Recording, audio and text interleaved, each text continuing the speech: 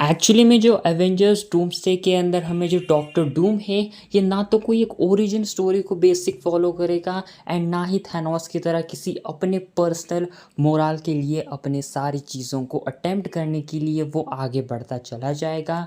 Basically वो जो trailer के अंदर जो बेसिकली अभी स्पेशल लुक रिलीज़ हुआ था, इसके अंदर भी अपना डॉक्टर डूम एक बात कहता हुआ दिखाई देता है कि तुम सारे लोग जो है चुराई हुई ज़िंदगी को जी रहे हो। यानी उसका मतलब ये है कि ये सारी चीज़ें अभी इस यूनिवर्स के अंदर एग्जिस्ट ही नहीं करनी चाहिए थी। एंड सबसे पहले जो अपना डॉक्टर डूम है, ये कोई मार्वल के करंट यूनिवर्स का नहीं है, यानी 616 का ये कोई भी डॉक्टर डूम नहीं है।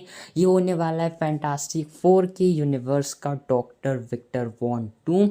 एंड इसीलिए यहाँ पर जो डॉक्टर डूम के नज़रिए से देखोगे तो यहाँ पर जितने भी ये सुपर हीरोज़ है, इन्होंने टाइम के साथ इन्होंने स्पेशली इनकर्जन्स क्रिएट कर दिए हैं टाइम के साथ छेड़खानी कर कर। इसका प्राइम बहुत सारे एग्जांपल्स आपके दिमाग में होंगे।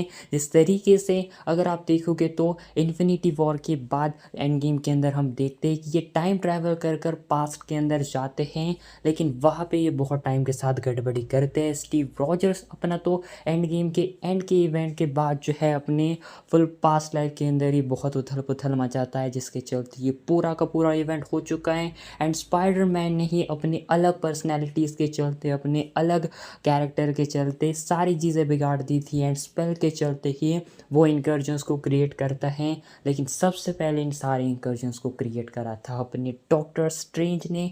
डॉक्टर स्ट्रेंज वो बंदा था जो कि अपने आप को सबसे बड़ा महान बनाने के लिए ही गलती से इनडायरेक्टली या फिर डायरेक्टली भी कह लो इंकर्जन्स को क्रिएट करता है, जिसकी शुरुआत हमें मल्टीवर्स ऑफ मैडनेस के एंड से दिखाई देती है।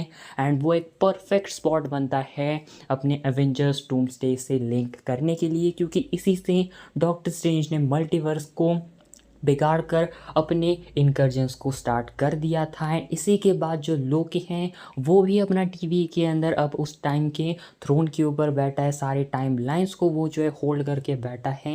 एंड ये सारी चीज़ें देखा जाए तो इन सभी को ये चीज़ें करने के बाद कोई हक नहीं बनता कि वो स्टिल अपनी अच्छी लाइफ जी रहे हैं। एंड सू स्ट्रॉन्ग को भी हम देखते हैं कि सूजन भी एंड के अंदर फैंटास्टिक फोर के लगभग मर ही चुकी थी, लेकिन फिर भी वो जिंदा होती है क्योंकि उसके बच्चे के चलते।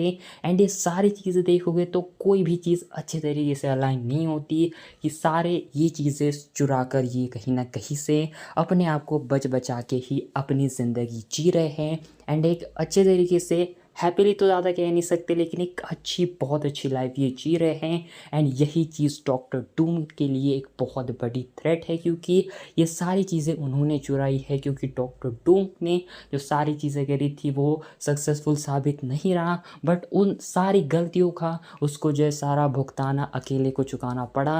लेकिन इन्होंने भी इतने सारे ऊटपटांग चीज़ें करी अपनी लाइफ में, पास में गए, कभी प्रेजेंट में गए, टाइम के साथ छेड़खानी करी, लेकिन स्टिल ये अपनी अच्छी लाइफ किस तरीके से जी रहे हैं एंड क्या बेसिस पर ये अपनी लाइफ को अच्छे वे में अच्छे तरीके से एंजॉय कर पा रहे हैं। एंड यही डॉक्टर डूम का एक कह सकते हो कि बहुत बड़ा प्लस पॉइंट है कि वो क्यों इन सभी के अगेंस्ट जाएगा। एंड जाएगा भी नहीं, सबको अच्छे तरीके से बजा के निकल के आगे चला जाएगा।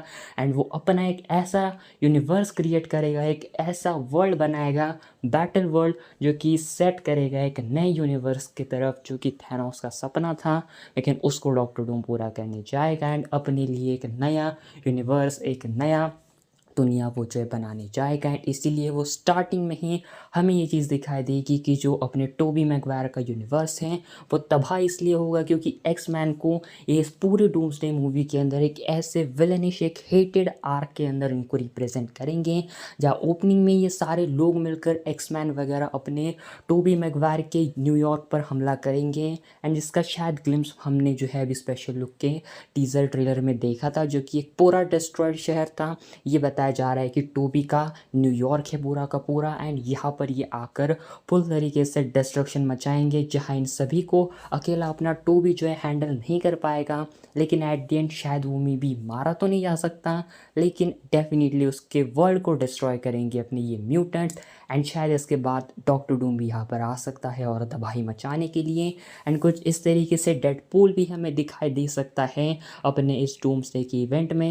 एंड साथ ही में वुल्वरीन भी होगा होगा, क्योंकि इन दोनों का इतना बड़ा नेम है एंड अपने फालतू में ही मार्वल वाले इनको अपने कॉमिक कॉन एंड SDCC या फिर इन्होंने D23 के लिए ऐसे नहीं उनको जो है वीडियोस के थ्रू दिखाया था, क्योंकि डेफिनेटली इनका यूज़ होगा एंड सारी चीज़ें परफेक्टली अलाइन करेगी एंड ये सेटअप करेंगे सभी को अगेंस्ट में एंड एट द एंड जब सब एक साथ आएंगे सबको पता चल चुका होगा कि ये चीज़ तो डॉक्टर डूम हमें आपस में लड़वा रहा था एंड ये सारी चीज़ें डॉक्टर डूम का प्लान है, तब तक अपना इधर doctor Doom, doctor strange, Wanda, क्लिया and साथ ही में सिल्वे के साथ मिलकर अपने प्लान को एग्जीक्यूट कर चुका होगा।